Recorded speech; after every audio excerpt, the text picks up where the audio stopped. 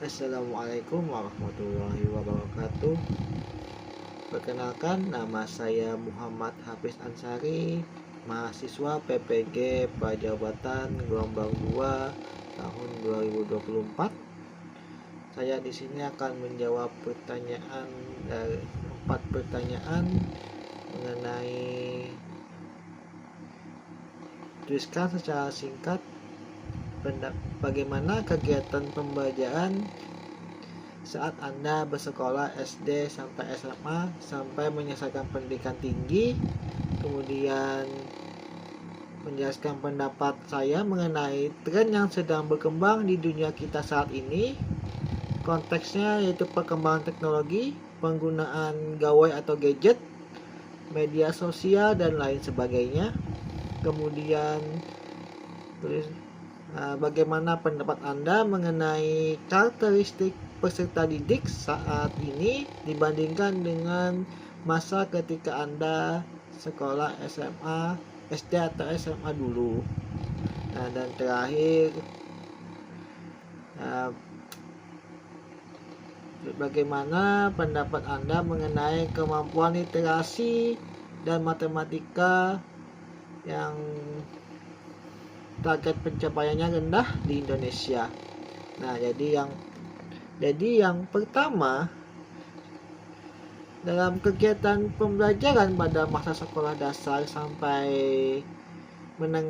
sekolah menengah atas atau SMA, kegiatan pembelajaran dilakukan lebih sering dengan metode ceramah dengan isi yang disampaikan hanya berdasarkan pada lembar kerja siswa atau LKS atau buku paket. Nah, hal ini terjadi karena terbatasnya dana sekolah terutama pada masa saat SD, dan untuk kelas SMP dan SMA itu disebabkan keterbatasan dana dan juga kemampuan guru untuk menggunakan teknologi tersebut. Nah, hal yang menjadi penyebab kenapa sekolah saya dari SD sampai SMA tadi lebih cenderung ke ceramah, karena jadi terbatasnya dana sekolah dan teknologi yang mumpuni di sekolah tersebut, serta ada beberapa guru yang belum mampu beradaptasi dengan teknologi, terutama guru sudah berusia yang sudah berumur tua. Nah, tetapi saat saya berada di jenjang perkuliahan, teknologi justru lebih sering digunakan, terutama penggunaan Microsoft Office seperti PowerPoint dan Word.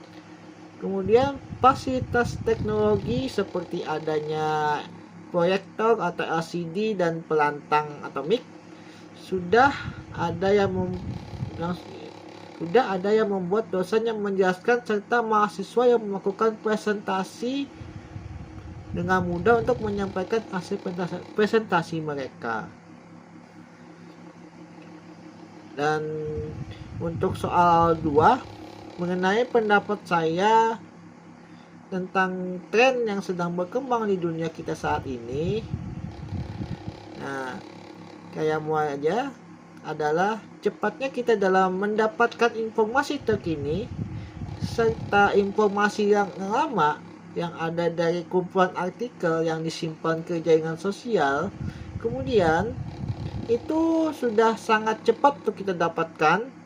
Kemudian dari dalam segi perkembangan teknologi, yang saya maksudnya teknologi secara umum seperti kendaraan, kemudian alat cuci piring, kemudian alat pencuci baju, dan alat televisi yang lain sebagainya, itu memudahkan manusia dalam melakukan berbagai aktivitas baik dalam pekerjaan maupun kegiatan sehari-hari. Nah, salah satu teknologi yang paling banyak digunakan saat ini itu adalah gawai atau gadget. Nah, gawai ini sangat memudahkan kehidupan manusia baik untuk sekedar hiburan seperti nonton film, main game, ataupun mengirim pesan ke teman ataupun rekan kerja dengan menggunakan aplikasi pengirim pesan macam surat elektronik atau email, atau menggunakan aplikasi media sosial semacam TikTok, Instagram, Line, WhatsApp, Telegram, dan lain sebagainya. Nah, tetapi sangat disayangkan dari tren teknologi ini membuat sebagian manusia menjadi malas dan ingin serba instan. Bahkan para siswa yang diberi tugas masih bertanya dengan gurunya atau melihat aplikasi Google. Padahal jawabannya itu tidak jauh dari buku, tidak jauh dari materi yang akan disampaikan. Nah, kemudian ada juga masyarakat umum yang malas untuk berbelanja di luar atau bermalas-malas untuk pergi keluar dan justru membeli dengan bantuan toko online atau pakai ojek online. Ya, selanjutnya pendapat saya dari nomor 3, bagaimana karakter siswa saat ini dengan siswa pada zaman saya. Jadi pendapat saya mengenai karakteristik peserta didik saat ini dibandingkan dengan masa ketika saya sekolah SD SMA dulu, bisa dibilang sangat berbeda. Hal ini disebabkan oleh peristiwa COVID-19 yang lalu, yang mengakibatkan peserta didik yang peserta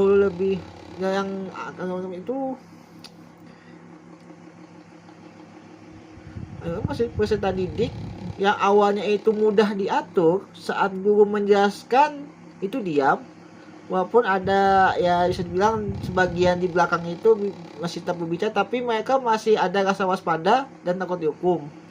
Tetapi siswa sekarang ini yang bisa dibilang masa setelah COVID-19 itu justru ingin melakukan hal yang mereka inginkan, karena tidak ada yang mengatur mereka pada saat pembelajaran daring, tidak ada guru yang mengatur mereka, tidak ada yang mengajarkan tata tertib di sekolah, yang membuat mereka itu sulit diatur dan harus dijelaskan ulang mengenai peraturan di sekolah. Nah, guru pada zaman sekarang ini harus mencari cara agar pembelajaran bisa membuat mereka itu tertarik. Ya, semacam itu. Kemudian lanjut aja ke jawaban nomor 4. Nah, pendapat saya berdasarkan fakta kemampuan siswa dalam literasi dan matematika yang masih di bawah rata-rata merupakan hal yang menjadi sinyal kuat bagi seluruh masyarakat, terutama pemerintah. Nah, bahwa sistem pendidikan di Indonesia itu perlu diperbaiki, baik dari kualitas pengajar, fasilitas pendidikan di sekolah, dan keterlibatan orang tua. Kualitas guru yang menjadi ujung tombak pendidikan. Guru itu perlu dilatih untuk menjadi lebih baik, dan juga guru harus didukung dengan kurikulum yang relevan dan menarik. Sekolah-sekolah, terutama daerah tertinggal, perlu diberikan fasilitas lengkap dan memadai seperti perpustakaan, laboratorium, dan teknologi untuk pembelajaran seperti komputer, atau internet. Nah, bisa juga. Kemudian peran orang tua itu serta diperlukan upaya kesadaran dan keterlibatan dari orang tua itu dalam mendukung proses pembelajaran.